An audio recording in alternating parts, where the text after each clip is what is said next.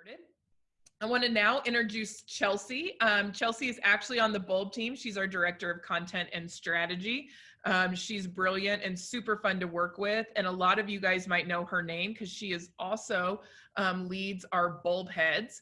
So if you are not a member of our bulbHead community, which is just our community of users who are excited about bulb and excited about digital portfolios, we have teachers from all around the world. I'll show you at the end how you can easily apply for that program. Candace and Aaron and a bunch of our presenters through LearnFest are all bulbHeads. And we would love for you to be able to participate with us through that program. But Chelsea is going to take us through and show us a platform called Slack. So I'm going to hand it over to you, Chelsea. Thanks, Bria. Excited to be here today. Great to see everyone. I'm going to go ahead and share my screen. Let's see. Okay.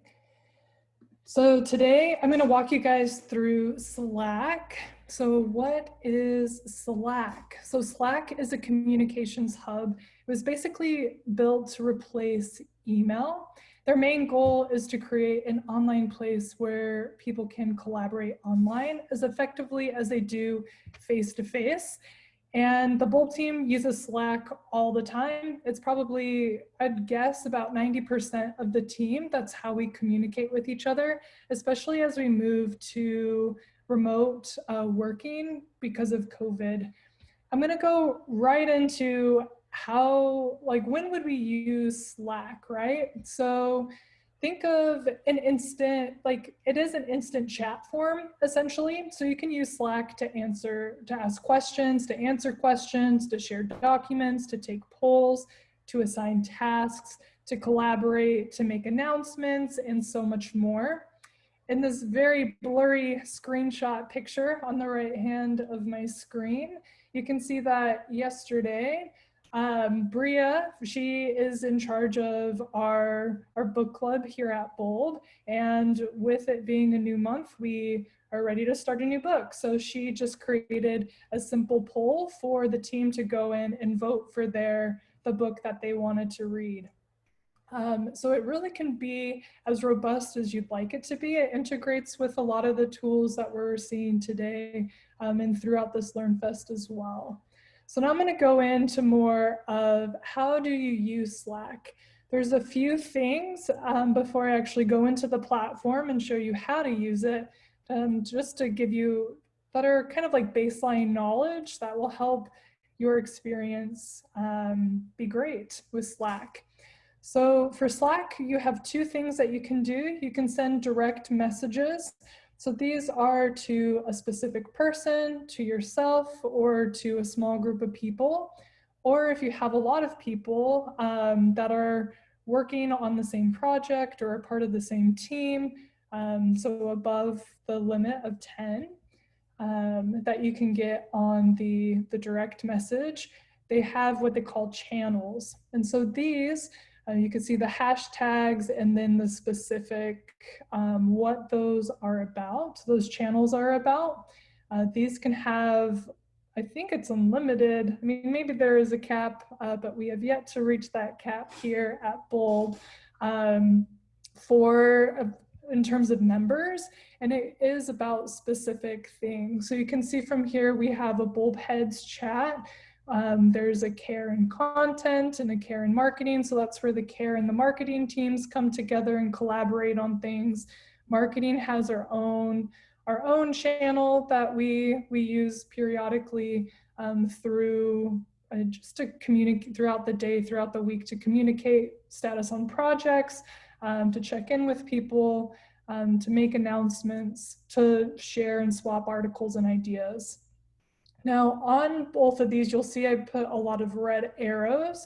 So whenever you receive a message from someone or someone chats to that group, either the names of the people in the direct messages or the name of that channel will be bolded. And there will be a little pink or red box that has the number of messages that are unread. So that just shows you your unread messages. You could see Bria here, she synced it up with her calendar. So if you're ever in a meeting or on vacation, like an icon will automatically appear next to your name. You can actually hover over it to see what that message is. You can see that Kate down here was on vacation, a much deserved vacation. And Michelle, she was working remotely that day. And then you can also see like there are public and private channels.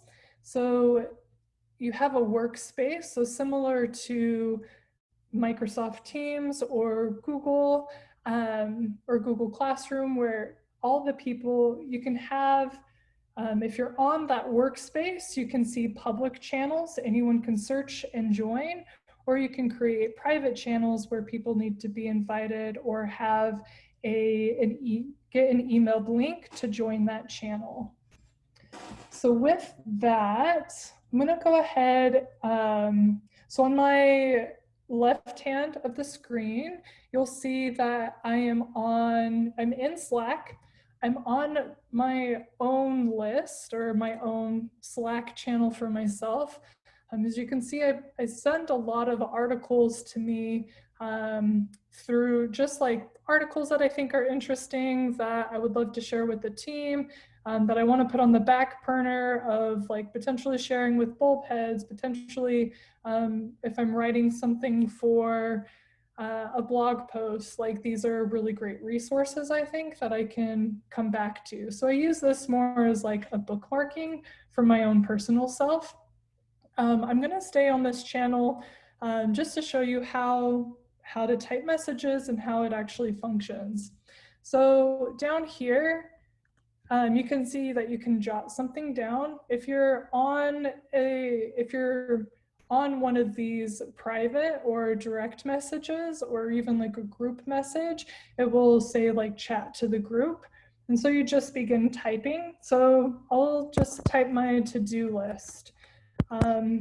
You can hit enter and that will automatically send the message. If you're like, oh, dang it, I sent that too soon, you can go ahead and edit the message by clicking on those the three dots right there. To create, like to return or to create a next line, you just hit Shift Return. And then you can either add bullets or numbers down here. And so let's say I'm going to do Summer Learn Fest today. And then, oops, I hit that too soon. So I'm going to go back and edit, Shift Return, and then I'm going to edit the Learn Fest recordings. And then I need to send some survey results to John. So you can add hyperlinks, so you can link things. So say I wanted to remind myself of a specific link, put that in there. You can bold things. You can italicize things. You can cross things out. You can also send specific documents. So say I needed to print out a document, I can just upload it directly to Bulb, or not to Bulb, to Slack, and then I can type something about it. So let's say print 50 copies of this flyer and send it to myself. If you are in a chat and you want to send that document or that picture to someone else, you can just click this forward. And you can see that a list of the people that I chat with the most pops up. And say I wanted to send it to Michelle and say like, here's the flyer for your reference. And then I can hit share and it automatically sends it to her. Then you can also react to things too. So say if you love this, you can add an emoji reaction. They do move, which is great. So that's a fun way to engage with things. You can also start a thread. So say you really love this, you could say, love the look of this. And you can even shout out the person who created it. So Kate created this. So love the look of this, Kate, great work. And then she'd be able to see that as well. So why are we talking about Slack? So Slack is actually where bulbHeads, we have the bulbHead Slack channel, and that's where it's kind of the community that we've created for bulbHeads to come together, to chat, to exchange ideas, to ask questions and find solutions. And for Bria said that, like Bria said, it is our ambassador program. All you have to do to apply is be 18 years or older and have a bulb account or a bulb page. You don't necessarily have to have, it doesn't have to be a robust thing. It can be brand new to bulb and just wanting to learn and engage and be part of the community as well. So we'll send this link out as well, and Bria will run through it too. But there is a bulbHeads collection where you can have all of your questions asked about how does bulbHeads work? What are the different tiers of bulbHeads? How can I be involved? The application is in this bulb collection as well. And you can also scroll through and see some of our legendary bulbHeads. So people who have been with us since the beginning and been part of the community. And just to see what types of people are engaged in this community. And then the bulbHeads application, it is just a Google form that you can go in right in the bulb page and hit, and submit it right there. There's also a question here if you want to be part of the bulbHead Slack channel. We do need personal emails for that. Instead of emails that are tied to schools. So include your personal email and we'll add you to Slack for our bulbHeads. So that is Slack. I hope that was nice and clear for you guys. That was great, Chelsea. Super appreciate it. I think one of the things that people might want to know is Slack is kind of one of those industry standards in the professional world as a communication tool. So you'll see in a lot of companies, they use Slack as that internal, team communications. And I don't know that we necessarily see it in education as much, but now with all the remote learning, just trying to give you guys awareness of different tools that your students might be going into when they go enter the workforce, or some things that you could use within your school and some other options. There are a lot of different communication tools out there. So we already saw, Teams has some similar functionality to messaging kinds of things that Slack has. One of our participants had asked about Remind and uses that with parents and students right now. And Michelle had answered, and Remind is really built for education, and it's a great application for students and parents, for teachers to kind of remind them of things. So I don't know that Slack would necessarily replace that because that is a really good product, but here's just another alternative, another thing that's used in the professional world. And one of the reasons why we're doing it during our LearnFest, as Chelsea had said, was this is how we've created community with our bulbHeads. So giving you a chance to explore another another technology application to participate and kind of communicate in with. So you do not necessarily use Slack with bulb your portfolio. There's not really integrations there. The functionalities are very, very separate, but please apply to be our bulbHead in our bulbHead program, and then we'll invite you to join our bulbHead Slack channel, and you can communicate with the bulb team as well as other teachers through that channel. So hopefully they answered a couple of questions that came through for the participants. Does anybody else have any other questions for Chelsea?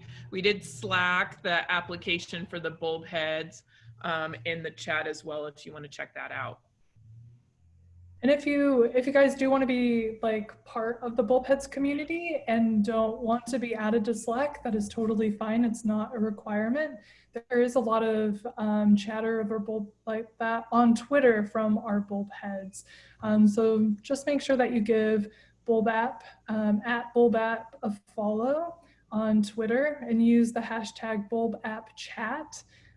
To continue the conversation from the LearnFest, but also if you have any questions, our social media team follows that hashtag and replies to any questions that come in through that hashtag as well. So if you're getting into the app and using it and can't find an answer easily and use the hashtag, follow us on Twitter. You can also Slack us if you're part of the bulbHeads Slack community as well. Yeah, that's great. Chelsea, thank you so much for introducing us to a new technology tool, one that might be interesting for schools to look at as a communication tool, and then kind of just showing how we use it in a professional manner at Bulb. So we appreciate it.